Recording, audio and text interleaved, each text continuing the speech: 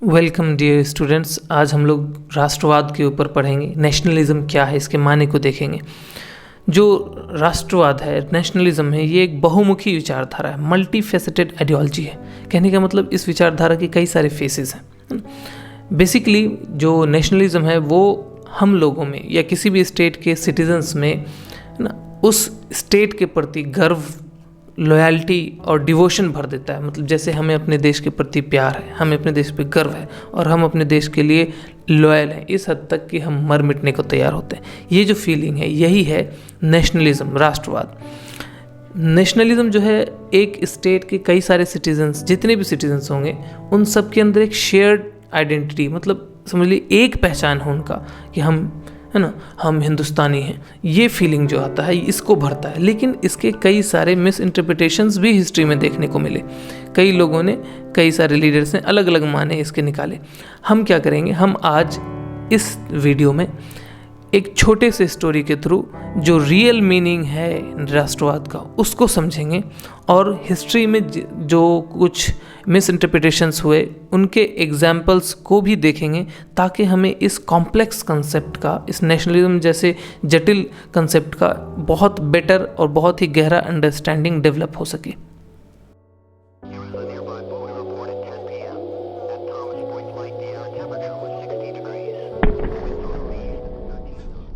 चलिए हम लोग स्टार्ट करते हैं उस स्टोरी को जिससे हम नेशनलिज्म का जो रियल मीनिंग है उसको समझेंगे। तो एक बार की बात है, मान लीजिए एक फिक्शनल, एक मतलब मनगढ़ंत एक देश बना लेते हैं जिसका नाम है हारमनी। ठीक है, तो हारमनी के जो लोग हैं वो अलग अलग बैकग्राउंड के लोग हैं। कुछ काले हैं, कुछ गोरे हैं, कुछ हिंदू होंगे, कुछ मुस्लिम होंगे, कुछ अलग जात के होंगे। तो बहुत डाइवर्स बैकग्राउंड के हैं। उनका जो देश है ना, इसी वजह से उनका देश अपने रिच हेरिटेज की वजह से जाना जा रहा है पूरी दुनिया में। ठीक, और उनकी कल्चरल डाइवर्सिटी को सेलिब्रेट किया जा रहा है। इतने डिफरेंसेस होने के बावजूद जो हारमोनी के जितने लोग हैं उनके अंदर एक शेयर्ड फीलिंग है ना। वो अपने देश के प्रति, सभी अपने देश के प्रति बहुत गहरा ही ना अफेक्शन रखते हैं, लव रखते हैं। उनका मानना है कि उन सब के कलेक्टिव एफर्ट से ही, मिले जुले एफर्ट से ही उनका देश जो है वो प्रोग्रेस कर सकता है, डेवलप कर सकता है, प्रॉस्पेरिटी आ सकती है उसमें। होता क्या है कि अचानक से हारमोनी देश में एक क्राइसिस आ जाता है। उसके जो नेबरिंग कंट्री हैं उनसे उसको ख़तरा होता है कि वो हमला कर सकते हैं और उनकी जो आज़ादी, सॉवरेंटी है उसको छीन सकते हैं। तो इसके रिस्पॉन्स में जो हारमोनी के जितने सिटीजन्स हैं, है ना, काले गोरे, अलग अलग ज़ात, इन सभी भेदभाव को सब, है ना, साइड करते हैं, सारे डिफरेंसेस को साइड करते हैं और एक साथ यूनाइटेड खड़े होते हैं अपने देश के डिफेंस में, अपने देश को बचाने के लिए। अब यहाँ पे जो इन लोगों का ना डिफरेंसेस को साइड करना है और यूनिटी दिखाना है, ताकि एक ही पर्पस दिखे उनका, एक आइडेंटिटी दिखे और एक पर्पस दिखे। ये जो फीलिंग है ना, यही नेशनलिज्म का ईसेंस है, यही मूलभूत समझ लीजिए कि उसका मतलब है। अब ये बिलीफ जो है कि इस देश का जितना भी डेवलपमेंट है, जितना भी प्रोग्रेस है, वो हमारे लिए, है ना, हमारा जो खुद का डेवलपमेंट, हमारा जो खुद का सोच है कि हम ऐसी ज़िंदगी में करें, ऐसी हमारी ज़िंदगी हो, इससे पहले आता हो। ठीक है, कि मतलब इंडिविजुअल का जितना भी इंटरेस्ट है, वहाँ के लोगों के एक एक का जो भी इंटरेस्ट है, उससे कहीं ज़्यादा मायने रखता है उस पूरे देश का प्रोग्रेस और वेलबींग। ठीक है, तो ये जो फीलिंग है यही कहलाता है नेशनलिज्म। चलिए अब हम देखते हैं कि हिस्ट्री में नेशनलिज्म के मेजर मिस इंटरप्रिटेशंस, गलत अवधारणाएं क्या क्या हैं।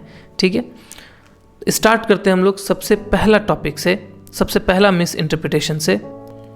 वो है इथनोसेंट्रिज्म एंड एक्सक्लूजन। कहने का मतलब जातीयतावाद और बहिष्करण।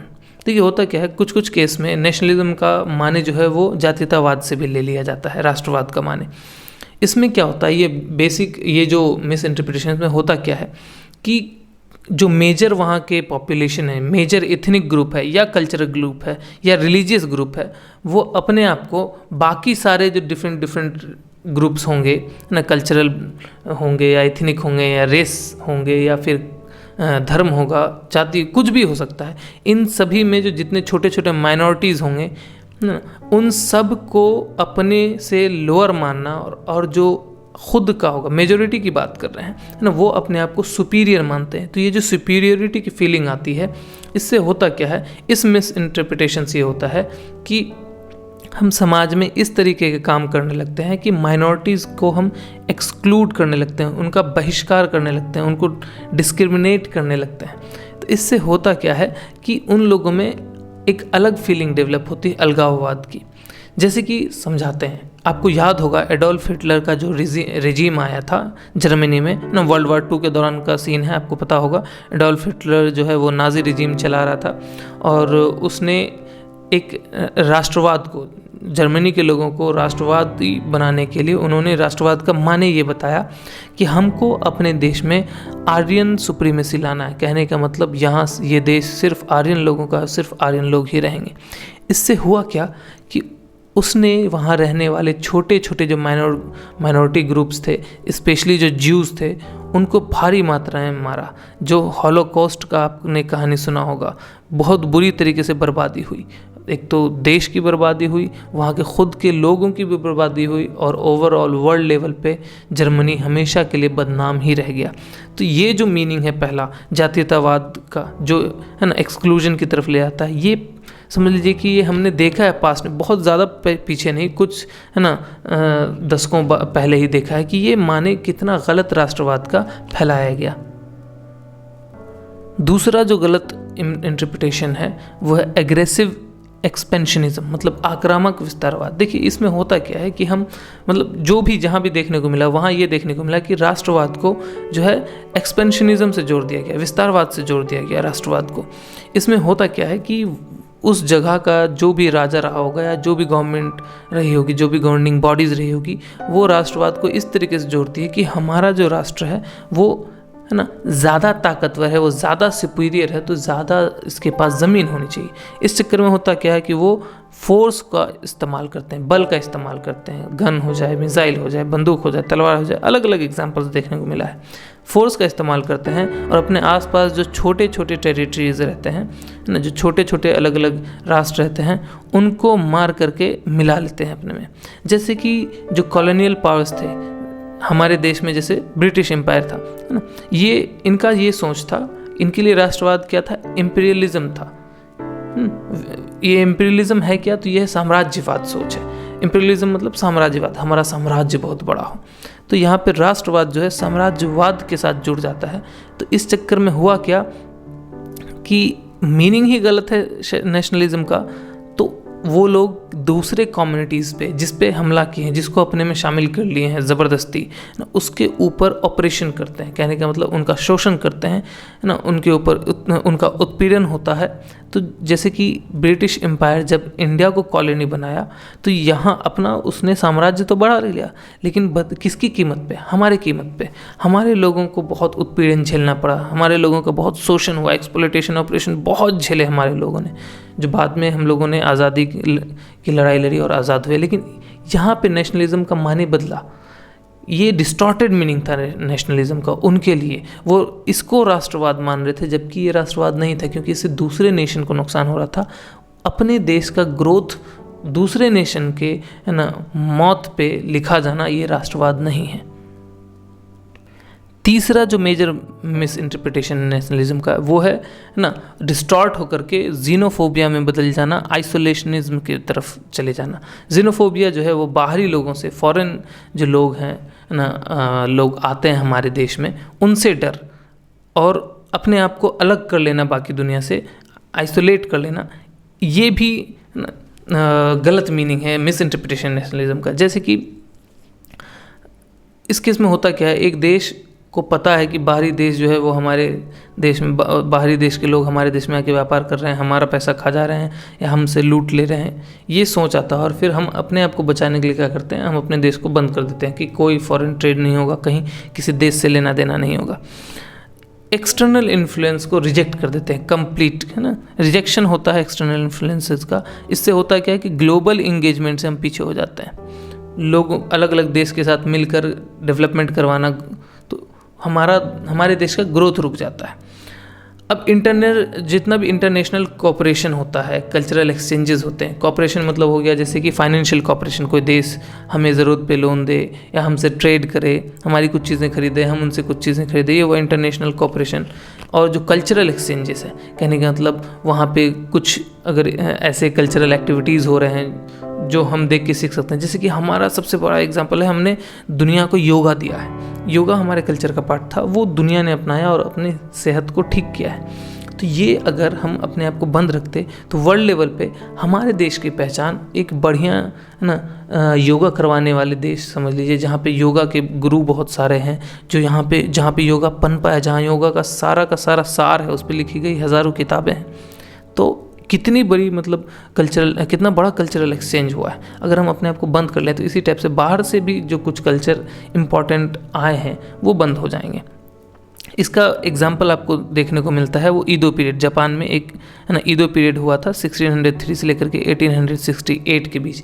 इस टाइम पे ईदो पीरियड के दौरान जापान ने अपने आप को बाहरी दुनिया से है ना अलग कर लिया था। बाहरी दुनिया के लिए जापान बंद हो चुका था। इस वजह से हुआ क्या, अब क्योंकि कांटेक्ट लिमिट हो गया तो जो बाहरी लोग थे वो आ नहीं पाए, और इसका जापान का अपना जो प्रोग्रेस था वो बहुत ज़्यादा इफ़ेक्टेड रहा, बहुत ज़्यादा बाधित हो गया, रुक गया उसका डेवलपमेंट। चाहे वो कल्चरल डेवलपमेंट रहे, आर्टिस्टिक डेवलपमेंट रहे, या फिर प्रॉस्पेरिटी के मामले में देखिए तो जापान पीछे होता चला गया। तो इसलिए यहाँ पे अपने देश के कल्चर को सुपीरियर बताते हुए अपने देश को रोक देना, कहीं और से लोगों को नहीं आने देना, उनको हमारा कल्चर नहीं देखने देना, ये नेशनलिज्म नहीं है, राष्ट्रवाद नहीं है। ये राष्ट्रवाद का गलत मीनिंग है। इसका जो चौथा मेजर मिस इंटरप्रिटेशन है नेशनलिज्म का, वो है नेशनलिस्टिक पॉपुलिज्म, राष्ट्रवादी लोक लुभावनवाद। अभी के टाइम पे हम लोग देखते हैं कि जो नेशनलिज्म है, राष्ट्रवाद है, इसको कभी कभी एक टूल की तरह एक इस्तेमाल किया जाता है अपने एजेंडाज़ को फैलाने के लिए, ताकि लोगों के जो सेंटिमेंट्स हैं, भावनाएं हैं, उसको इस्तेमाल करके हम पॉलिटिकल गेन कर सकें। मतलब सीधी बात ये कह लें कि हम लोगों के दिल में जो भावनाएं हैं उसके साथ खेलते हैं ताकि हमको वोट मिल सके। अब जब हम नेशनलिज्म को, राष्ट्रवाद को एक टूल की तरह इस्तेमाल करते हैं, कोई भी पॉलिटिकल पार्टी इस्तेमाल करती है ताकि उसको फ़ायदा हो सके, वो पावर में आ सके, तो इससे होता क्या है कि जो बयानबाजी होती है वो बहुत ज़्यादा ही खतरनाक होती है, विभाजनकारी बयानबाजी होती है, डिविसिव रिटोरिक्स होते हैं। इसके अलावा जो ध्रुवीकरण है वो होता है, क्योंकि हमें क्या करना है, लोगों के इमोशन के हिसाब से बांटना ताकि हमें मेजॉरिटी मिल सके। हमें सब नहीं चाहिए होता, मेजॉरिटी चाहिए होता है। तो कहीं किसी जगह पे जाके देखना कि कौन सा धर्म ज़्यादा अमाउंट में है, तो उससे रिलेटेड कुछ ध्रुवीकरण फैला दिए, कहीं पे कास्ट को लेकर के, है ना, कहीं पे हम अपने देश में होते हुए देखते हैं, नेताओं को ये करते देखते हैं, बहुत अच्छे से ये टॉपिक हम समझ जाएंगे। तो ये जब बयानबाजी इतनी ज़्यादा समझ लीजिए कि घटिया और विभाजनकारी हो जाती है, ध्रुवीकरण होने लगता है, तो इससे जो हमारे डेमोक्रेटिक वैल्यूज़ हैं, जो लोकतांत्रिक मूल्य है ना, वो ख़त्म होता जाता है, इरोड हो जाता है, मतलब क्षरण होता है उसका, समझ लीजिए इरोजन मतलब धीरे धीरे ख़त्म हो जाता है। हम लोग हिस्ट्री में भी देखे हैं कि बहुत सारे कंट्रीज़ में जो नेशनलिस्ट मूवमेंट्स हुए, वहाँ पे जो लीडर थे उस मूवमेंट्स के, उन्होंने इस नेशनलिज्म को, इस नेशनलिस्ट लोगों के जो भाव थे उनको इस्तेमाल करके अपने खुद के पर्टिकुलर जो इंटरेस्ट थे, फ़ायदे थे, उसमें इस्तेमाल किया, ना कि देश का कलेक्टिव वेलफेयर किया। जैसे कि आपको 2 एग्जांपल देता हूँ, 2-3 देता हूँ। एक है नेपोलियन बोनापार्ट का केस। वहाँ पे उसने लोगों की वैल्यूज़ को, लोगों के इमोशंस को यूज़ करके ख़ुद को चुनवाया और बाद में वो डिक्टेटर बन के तहस नहस किया। ठीक वैसे ही एडोल्फ हिटलर ने वर्ल्ड वार 1 का बदला लेने के लिए कि हम मेरे देश की बहुत बेइज्जती हुई है तो हम उसको सुधारेंगे, हमको चुनिए। लोगों ने उसे इलेक्शन में जिताया और फिर उसने तुरंत अपना डिक्टेटरशिप ला दिया कि अब जो हैं सो हम ही हैं, और फिर अपने पर्सनल इंटरेस्ट को इस्तेमाल करने लगा, अपना बदला, अपना खुन्नस निकालने के लिए जहाँ तहाँ हमला, और फिर बहुत बड़ा कांड हुआ। ठीक, अब ये हो गया जो फासिस्ट गवर्नमेंट थी उसकी बात। थोड़ा कम्युनिस्ट गवर्नमेंट की बात भी कर लेते हैं। जैसे कि आपको रूस में देखने को मिला, रिसेंटली 1960 के आसपास आपको चाइना में देखने को मिला, माओ जेडोंग, स्टालिन, इन लोगों की वजह से, जो लेनिन और माओ जेडोंग, इन दोनों की वजह से ये लोग इतना आइडियलिज्म को फेवर करने लग गए कि चाइना है तो वन कल्चर पॉलिसी होगा, यहाँ एक ही कल्चर रहेगा। और ये फीलिंग से अब क्योंकि लोगों को बताया कि हमारी फीलिंग मस्त है, हम हमारा देखिए हिस्ट्री कितना खूबसूरत रहा, हम वापस से वही युग लाना चाहेंगे, लोग खुश हो गए कि वो आ सकता है। और इसको इस्तेमाल करके उसने कोई भी डेवलपमेंटल प्रोजेक्ट नहीं किया चाइना में। हुआ क्या कि 60 मिलियन लोग थे, मतलब 6 करोड़ लोग भूखमरी के शिकार हो गए, कईयों का गोलीबारी में मौत हुआ इस रिवॉल्यूशन के चक्कर में। और बहुत बड़ी आबादी 60 मिलियन, हिस्ट्री का अब तक का सबसे बड़ा समझ लीजिए कि जो लिस्ट है मौत होने का लोगों का, उसमें नंबर 1 पे माओ जेडोंग का कल्चरल रिवॉल्यूशन है चाइना का। 60 मिलियन लोग, 6 करोड़ लोग मारे जा रहे हैं सिर्फ और सिर्फ एक पगले आदमी की एक सोच को, है ना, देश से जोड़ देना कि यही राष्ट्रवाद है। तो ये जो पॉपुलिज्म है अभी भी चाइना में हो रहा है। जो शी जिनपिंग है वो किताबों में ज़बरदस्ती अपनी कहानियाँ, वीर गाथाएँ डाल रहे हैं ताकि बच्चे पढ़ते हुए ये देखें कि जो शी जिनपिंग है वो कितने महान राजा हैं। यहाँ तक कि ग्रेजुएशन लेवल तक की बुक्स में जगह जगह अपने फ़ोटोज़, जगह जगह अपनी बातें, अपना बढ़ चढ़ के काम को गिनाना, जो किया भी ना हो वो भी, और जो किया तो उसको तो ढोल पीटना, ताकि लोगों के अंदर एक फीलिंग आया कि ये गार्जियन है हमारे देश के। और ये फीलिंग में वो कभी पावर से हटेगा नहीं, और कुछ वो एक्शन ऐसा करेगा जो खुद के ईगो को सेटिस्फाई करने के लिए होगा। हमारे देश में भी कई नेता ऐसा करते हैं, लेकिन हमारे देश में ये अच्छी बात है कि हमारा देश जो है बहुत अलग अलग, है ना, डाइवर्स ग्रुप्स का है, तो सबके अपने अपने मुद्दे हैं। एक मुद्दे पे जल्दी कोई आता नहीं है। धर्म एक ऐसा मुद्दा आता है जिसमें मेजोरिटी और माइनॉरिटी बट जाते हैं, वो अलग बात है, लेकिन ज़्यादातर चीज़ों में कोई भी एक बड़े ग्रुप को नहीं लाया जा सकता। अभी हम लोग देखते हैं सिचुएशंस, बहुत सारा अप्स एंड डाउन होता रहता है इलेक्शन के टाइम में, वो इसीलिए होता है। पॉपुलिज्म वहाँ पे राष्ट्रवाद को जो है अपने लिए इस्तेमाल करता है कि भाई हम जो है ना, मान लीजिए एक एक्स पार्टी का कोई लीडर है जो बहुत फेमस है, उसको, है ना, अगर आपने उसकी इज्जत की तो आप राष्ट्र की इज्जत करें। इस तरीके से एड्स के द्वारा, पोस्टर्स के द्वारा, सोशल मीडिया पे झूठी फूटी अफवाहें फैलाकर इस तरीके से दिखाया जाता है कि हमें चुनिएगा तो आप अपने देश की बढ़ोतरी को चुन रहे हैं, जबकि ऐसा नहीं। पॉपुलिज्म और नेशनलिज्म बहुत अलग चीज़ है, ठीक है। अब हम लोग देखते हैं कि क्या कंक्लूजन इससे निकलता है जो हमने डिस्कशन किया अभी। राष्ट्रवाद जो है अपने मूल में, अपने कोर में, ये अपने राष्ट्र के प्रति, नागरिकों के द्वारा, जो सिटीजन्स हैं उनके द्वारा अपने राष्ट्र के प्रति प्रेम को रखना, है ना, समर्पण को रखना, इसका प्रतीक है। नेशनलिज्म का मतलब ही यही हो गया कि जो लोग हैं वो अपने देश के लिए मर मिटने के लिए तैयार हैं, यही सीधी बात है। और मर मिटने के लिए मतलब ये नहीं कि हमारे देश ने ज़बरदस्ती किसी पे हमला कर दिया और हम उसके लिए मर मिट जाएं, नहीं। हम पे ख़तरा हो, जब हमारी समझ लीजिए कि पहचान मिटने वाली हो, तब जो हम लड़ रहे हैं वो रियल नेशनलिज्म है, ठीक है। ऊपर वाला ना करे ऐसा कोई सिचुएशन आए, लेकिन होता सब राष्ट्रवाद है, राष्ट्रवादी होता है, लेकिन हर वक्त चिल्लाने की ज़रूरत नहीं है। हर वक्त चिल्लाने की इसलिए ज़रूरत नहीं है कि आप हर वक्त चिल्लाइएगा, इसलिए नहीं, क्योंकि हर वक्त वो ज़रूरत नहीं है। आप अपने एक्शन से दिखाइए, आप अपने देश के प्रति काम कीजिए, ठीक है। तो जो मूल में नेशनलिज्म का माने है वो यही है कि लोगों के द्वारा अपने देश को प्यार करना, अपने देश को के लिए डेडिकेट करना अपनी लाइफ को, यही राष्ट्रवाद है। राष्ट्रवाद जो है ये यूनिटी को बढ़ावा देता है हमेशा, है ना, यूनिटी को बढ़ावा देगा, एकता को बढ़ावा देगा, प्रोग्रेस को इंस्पायर करेगा, ठीक है। और जो अपनापन है, बिलोंगिंग है, इसके सेंस को, इसकी भावना को प्रमोट करता है, बढ़ाता है।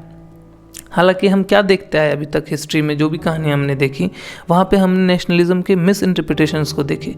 ये हमने जितने भी एग्जांपल्स लिए, ये किस लिए लिए? ये इसलिए लिए ताकि हम जो भी एक्सट्रीम आइडियोलॉजीज़ थे, है ना, जो बहुत ज़्यादा ही समझ लीजिए कि लाइन के इस पार उस पार जो भी फीलिंग्स वाले, आइडियोलॉजीज़ वाले लोग थे, जिसको कह लीजिए कि चरम विचारधारा वाले लोग, है ना, उन्होंने जब मिस इंटरप्रेट किया नेशनलिज्म का, तो उससे कितने बड़े बड़े डेंजरस खतरे हमको देखने को मिले। जैसे कि एक्सक्लूजन देखने को मिला, किसी दूसरे समाज को बहिष्कार कर देना, एग्रेशन देखने को मिला, अपने आप को इतना सुपीरियर कहना कि हम दूसरे को दबा दें, है ना। इसके अलावा दूसरे को आइसोलेट कर देना, उनको मारना है, जो भी किसी भी तरह का अलगाववाद जो सोच था वो था। कई जगह पे पॉपुलिज्म, अपने एजेंडाज को, अपने आप को पावर में रखने के लिए, अपने आप को फ़ायदा देने के लिए नेशनलिज्म का मुद्दा बीच में लाना और गलत माने लोगों के दिमाग में डालना। तो अगर हम नेशनलिज्म के सार को देखें, है ना, ट्रू इसेंस को देखें, जो सही में इसका माने निकल रहा है, इसको देखें, तो इसका मतलब हुआ अपने देश के, अपने नेशन के डाइवर्सिटी को अपनाना, जितनी भी विभिन्नताएं उसको गले लगाना, है ना, ह्यूमन राइट्स को, मानवाधिकार को रिस्पेक्ट करना, उसकी इज्जत करना, जो लोगों के हक हैं, जो राइट्स हैं, उनको इज्जत देना, और ग्लोबल लेवल पे कोऑपरेशन चाहना भी और कोऑपरेशन देना भी। दूसरा देश अगर कमज़ोर पड़ रहा है तो उसकी मदद करना, आप कमज़ोर पड़ रहे हैं तो आवाज़ लगाना कि मुझे मदद करो, है ना। तो ग्लोबल लेवल पे कोऑपरेशन, ये सभी चीज़ जो है, ये इसेंस है नेशनलिज्म का, यही उसका सार है।